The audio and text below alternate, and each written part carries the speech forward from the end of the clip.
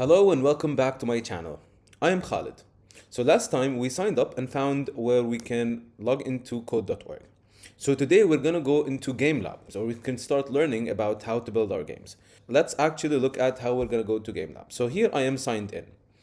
Now in your device, it might be a little bit different because you might sign in using a student's account, but it's going to be the same in terms of how you're going to go to Game Lab and the interface within the Game Lab.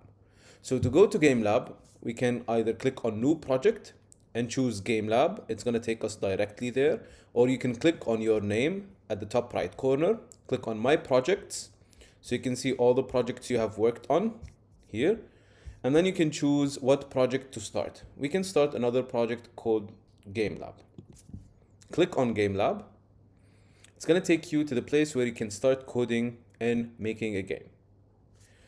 On the left side here, it's the display area where you see all your work after you run the code.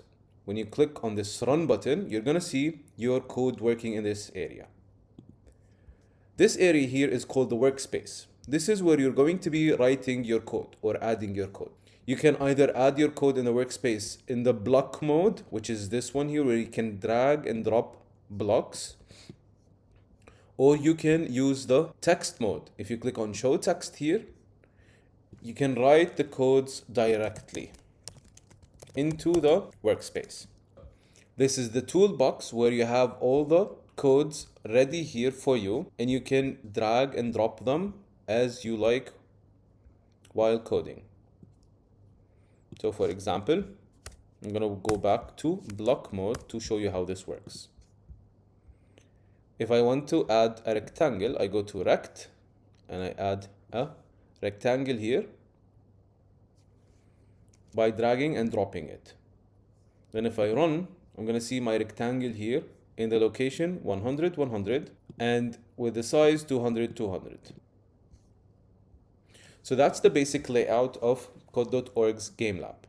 Display on the left side, code on the right side, toolbox in the middle, and the run button below the display area. So in the next video, we're going to talk about the coordinate system and the grid that would help you place your objects in the right place. Don't forget to like, subscribe, and follow for more videos about coding.